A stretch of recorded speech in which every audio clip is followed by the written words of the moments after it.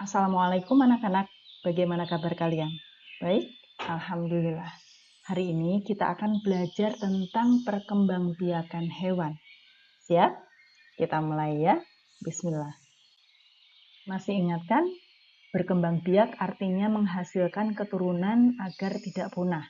Dalam video ini kita akan belajar tentang dua jenis perkembangbiakan hewan, yakni perkembangbiakan generatif dan perkembangbiakan aseksual. Perkembangbiakan generatif adalah perkembangbiakan yang melibatkan dua induk, yakni induk jantan dan induk betina. Ada 3 jenis perkembangbiakan secara generatif, yaitu vivipar atau melahirkan, ovipar atau bertelur, serta ovovivipar, yakni bertelur melahirkan. Jenis perkembangbiakan yang kedua adalah perkembangbiakan aseksual, yaitu perkembangbiakan yang hanya memerlukan satu induk saja, yakni membelah diri, tunas, kemudian fragmentasi dan regenerasi. Sekarang kita akan bahas perkembangbiakan dengan cara vivipar atau melahirkan. Pada perkembangbiakan ini, embrio atau calon bayi berkembang di dalam rahim induknya. Calon bayi mendapatkan makanan dari induknya melalui tali yang dinamakan tali plasenta. Nah, ciri-ciri hewan yang berkembang biak dengan cara melahirkan atau vivipar ini adalah memiliki kelenjar susu. Jadi setelah melahirkan mereka akan menyusui anaknya. Nah, hewan-hewan apa saja yang berkembang biak dengan vivipar, yakni paus, lumba-lumba, kelawar, sapi, harimau, dan gajah. Jadi ingat-ingat ya, paus dan lumba-lumba pun menyusui anaknya. Berikutnya kita bahas perkembangbiakan dengan cara bertelur atau ovipar. Nah, di sini embrio berkembang di dalam telur. Telurnya ada di luar tubuh induk. Jadi embrio mendapatkan nutrisi atau makanan dari dalam telur.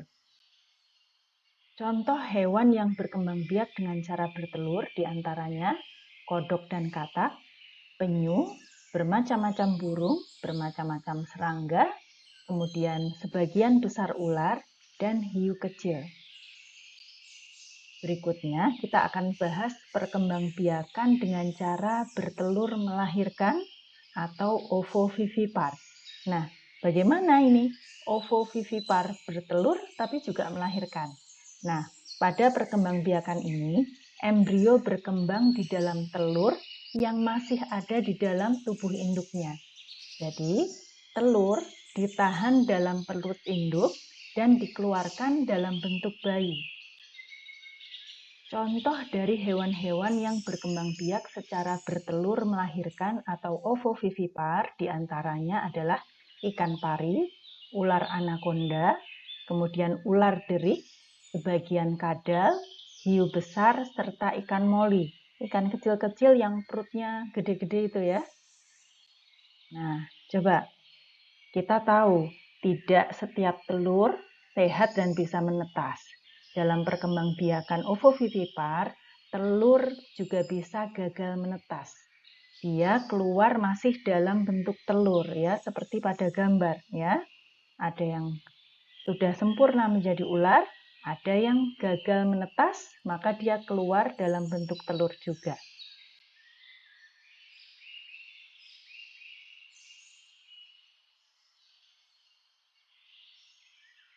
Tadi kita sudah bahas tentang perkembangbiakan secara generatif atau seksual.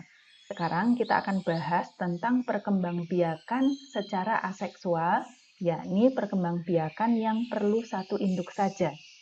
Yang pertama adalah membelah diri, kemudian tunas, kemudian fragmentasi dan regenerasi. Kita mulai ya. Yang pertama kita bahas adalah membelah diri ya. Membelah diri terjadi pada hewan bersel satu, hewan yang sangat kecil ya. Nah, pada proses ini inti sel mula-mula membelah, kemudian diikuti cairan dan dinding sel. dan akhirnya menjadi dua individu yang berbeda, yang baru. Nah, contoh hewan yang berkembang biak dengan membelah diri adalah amuba dan paramecium. Nah, coba perhatikan ya, inti selnya membelah, kemudian diikuti dengan pemisahan cairan dan dinding sel. Kemudian terbentuklah dua individu baru ya, dua amuba baru. Nah, sudah paham ya prosesnya? Ya, mudah-mudahan paham. Alhamdulillah. Ya, bukan hanya tanaman saja ya, ternyata yang bisa berkembang biak dengan cara bertunas. Hewan ada juga loh yang berkembang biak dengan cara bertunas, yakni hidra ya. Bagaimana sih prosesnya? Awalnya muncul tonjolan kecil di tubuh induk. Kemudian tunas akan berkembang dan memisahkan diri. Dia akan membesar sampai akhirnya dia siap hidup sendiri. Nah, contoh dari hewan yang berkembang biak dengan cara bertunas adalah hidra, terumbu karang, dan anemon. Perhatikan video berikut ya. Tonjolan terbentuk lalu berkembang dan akhirnya memisahkan diri menjadi hidra baru ya atau hidra muda.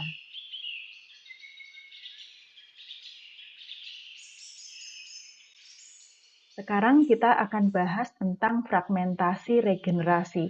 Sebetulnya ini adalah dua hal yang berbeda, tetapi di pelajaran SD biasanya dijadikan satu. Nah, Bu Amin terangkan dulu ya. Fragmentasi regenerasi hampir sama dengan membelah diri, ya. Tetapi ini terjadi pada hewan bersel banyak. Fragmentasi adalah terbentuknya individu baru dari bagian tubuh yang terlepas. Sedangkan regenerasi adalah terbentuknya individu baru dari bagian tubuh yang terpotong. Jadi, fragmentasi kata kuncinya adalah terlepas, seperti kita melepas Lego mainan itu ya. Dan regenerasi kata kuncinya adalah terpotong. Ya, terpotong. Misalkan kita memotong wortel atau memotong tomat seperti itu.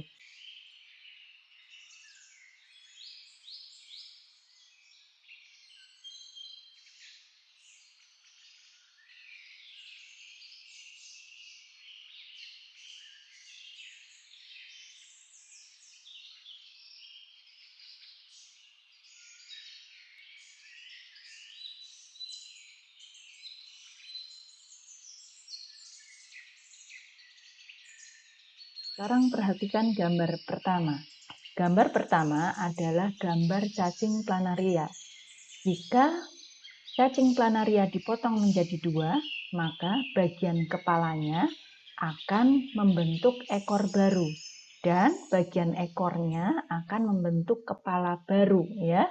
Jadi karena terpotong, maka proses ini disebut regenerasi. Perhatikan gambar yang kedua, ini adalah gambar cacing pita.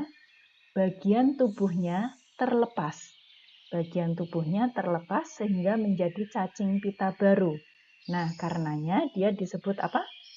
Ya, ini disebut fragmentasi. Dan yang ketiga, di sini ada tangan bintang laut yang terpotong. Kemudian dari tangan yang terpotong terbentuk tangan-tangan baru yang awalnya lebih kecil dari tangan yang awal ya, tapi lama-lama ukurannya akan menjadi sama. Karena terpotong, maka proses ini dinamakan proses regenerasi. Nah, sudah bisa ya bedakan antara regenerasi dan fragmentasi? Oke, alhamdulillah. Sekarang kita akan simak ya proses regenerasi dari cacing planaria. Setelah dipotong, bagian kepalanya akan membentuk ekor baru dan bagian ekornya pun akan membentuk kepala baru. Dan setelah hari ke-7, potongan-potongan ini menjadi dua cacing planaria yang sempurna. Silahkan simak. Hari kedua,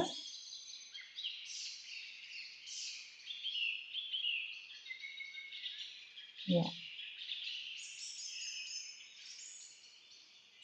Perhatikan di hari kelima, ya, ekornya sudah memiliki mata baru, kepala baru, ya.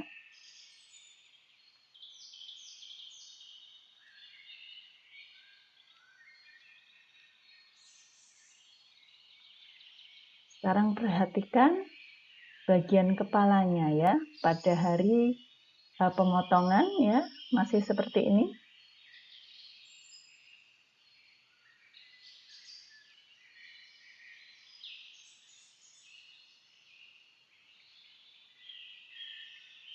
Ya, di hari kelima sudah terbentuk ekor baru.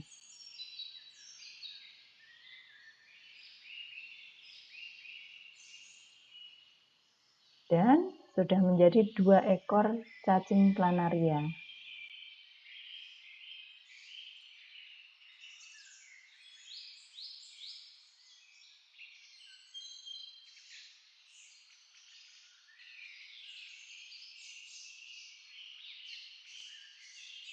Ini dia ringkasan materi kita hari ini. Silahkan di screenshot dan dipelajari. Masya Allah. Demikian Allah Rabb semesta alam mengembangbiakan makhluk hidup dengan berbagai cara sebagai bukti kekuasaannya. Layaknya lah kita memujinya. Sekian dari Bu Amin. Terima kasih sudah menyimak. Wassalamualaikum warahmatullahi wabarakatuh.